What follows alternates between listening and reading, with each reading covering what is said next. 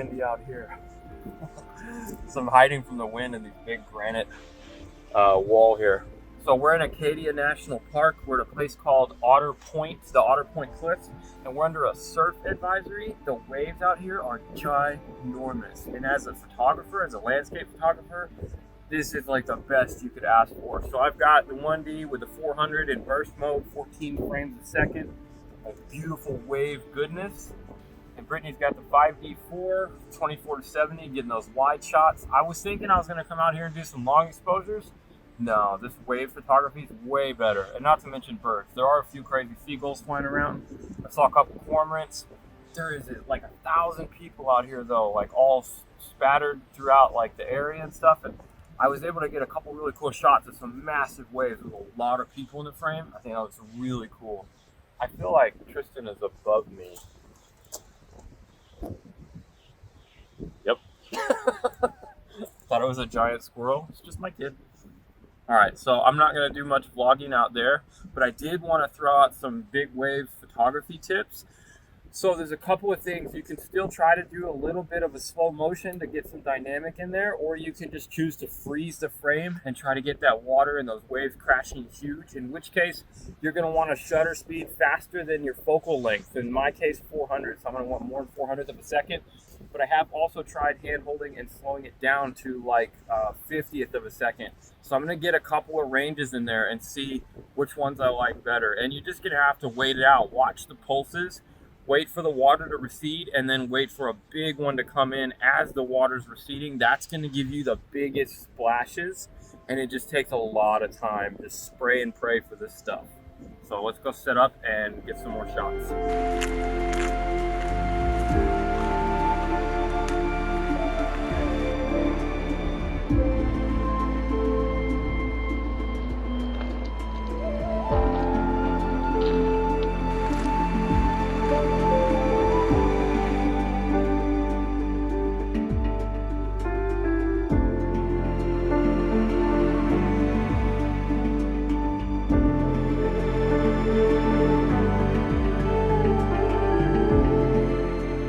So one more tip for shooting. I'm gonna probably like intersperse these tips as I think of them and as I'm shooting them.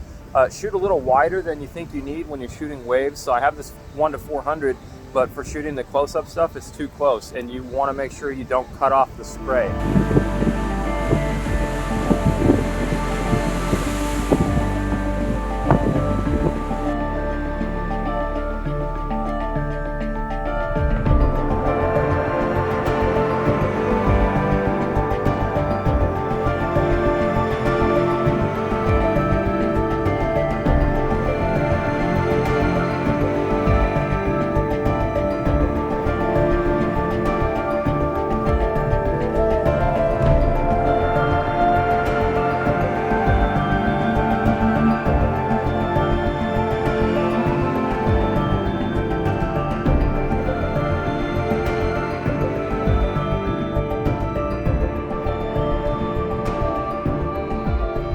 All right, well, that was like some of the most incredible stuff I've ever seen.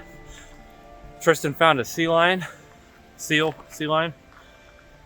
I got a couple birds, but the waves, the surfs, this highlight, amazing. Also underexposed for your waves. I'm exposed for the highlights because the crests of the waves are crashing and they're much brighter usually than the rest, so just exposed for that. So I also said we're going lighthouse hunting, and we are, and I just stopped because I found this place, which is the Astiku Azalea Garden, and it looks like a really traditional Japanese style garden. So I'm switching, put the 16-35 on tripod, got some filters, gonna do a couple long exposure shots, and it should be really peaceful and much different from the chaos we were just shooting. Let's go check it out.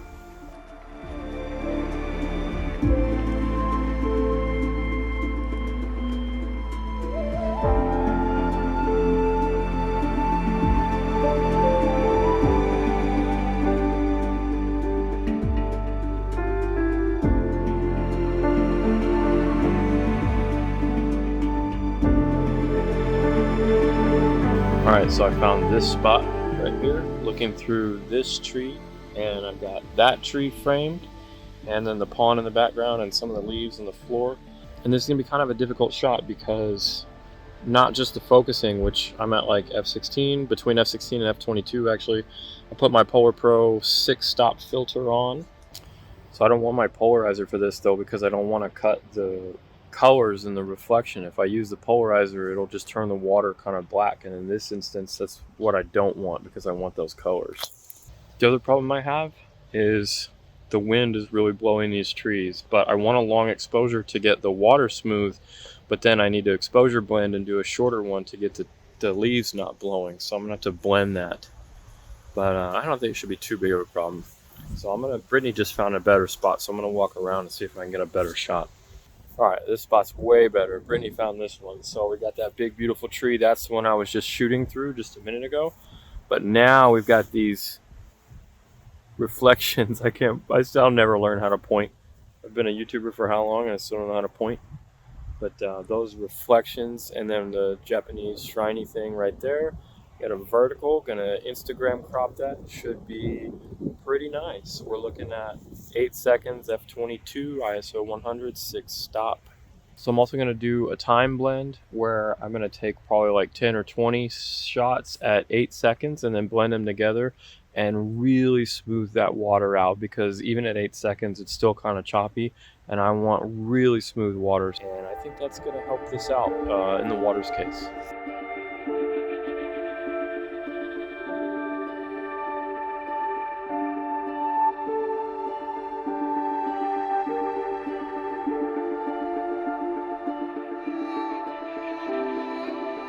All right, last shot, and then we gotta get heading out because I want to go find that lighthouse. Hopefully we're gonna get there for sunset. But look, I found this. I still can't do it. Brittany's laughing at me because I can't point still. It's not funny. No, it's not. One of these days, I'm gonna learn how to be a YouTube pointer and do this whole thing. That tree, that one. Damn it. So super simple composition. The tree right there. The little fern next to the tree, that thing in there, and then that tree right there framed up nicely. And we're looking at f11, 5 seconds, 100 ISO, super simple, 6-stop polarizer on, and that'll do it. Let's go find a lighthouse now.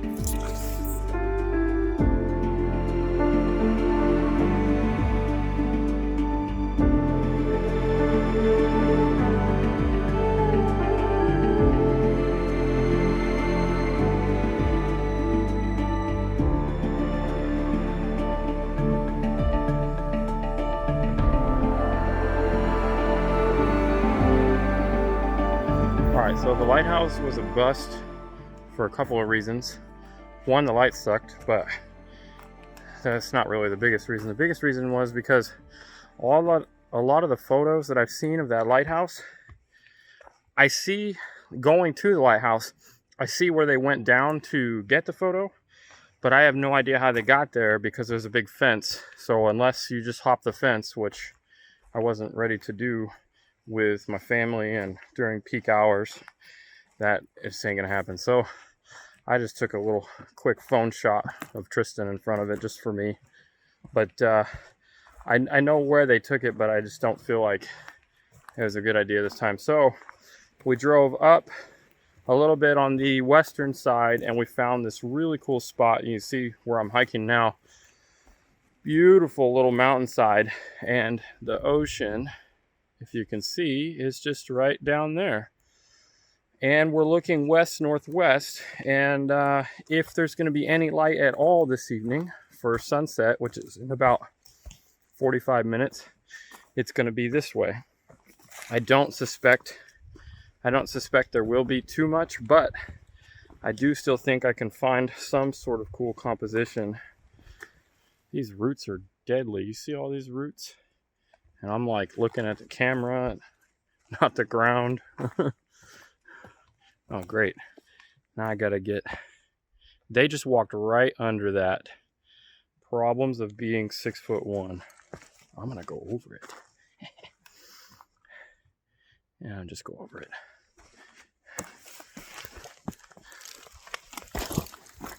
Yeah, there we go. Problem solved. So there appears to be a lookout right there, but I found a place down there that looks even better because I want to go to the actual shoreline and then see if we can find any. There's some cool lenticular clouds I want to try to set up for. This one I'm thinking is going to be a long exposure shot. So if it is, I'll walk you guys through my setup. All right, well, we made it down and it looks pretty cool. Now I just need to find a composition. That staircase, that's the way we came down. That was pretty cool. I really like the clouds behind me. You see that structure there? Some of those are a bit lenticular looking. What I would like to find though is some fall colors on the other side there. And then I probably will be using my 100. I do have the 70 to 200 in the bag too, but Brittany might take that. She's got 2470, which is probably going to be really good here too. I think the challenge is going to be either we're just going to shoot long and reach for the coast, the horizon right there with the leaves on the other side, or we're going to have to shoot wide and try to get the clouds and find some sort of composition, like a foreground element, like a cool rock or some wood, you know, driftwood or something. But I don't know. So let's look around here and see if we can find a composition. All right, well, I could not find a composition that I liked, especially with the fact that there is zero light out here at all. So there are some cool clouds, maybe, and so I guess you guys probably know what I'm doing. I set up my 1D for a time lapse. It's pointed right over there. If I get anything, I'll show you, but I think I'm going to wrap it up here. It's been an amazing day. I'll show you guys the rest of the photos that I got from earlier throughout the day. It has just been an incredible day. So even though sunset was a bust again, I'm really happy with the wave photography out there and the colors, and oh my God, Acadia's just been amazing. Unfortunately, this is the last day. We're leaving tomorrow. We're going to head back down to Portland, Maine and go browse around there for a couple of days. So that's next episode. But I'm going to wrap it up there, and I cannot recommend Acadia National Park enough. This place is absolutely mind-blowing, and I've only been here for one day, and it's just been incredible. Everywhere I've driven, there's been somewhere cool to pull over or something amazing to see. Even on this crappy weather, there's something to shoot. There's intimate details, there's waves, there's seascapes. There's tons of stuff to shoot, even in crappy weather. So I'm really stoked about that. So that's it. I'm gonna wrap it up. It's dinner time. Here's the rest of the stuff that I got. I hope you enjoy it. Hit that like button if you enjoyed this video. Don't forget to subscribe to the channel if you haven't already. I have new videos every week. Thanks for watching. I'll see you in the next one.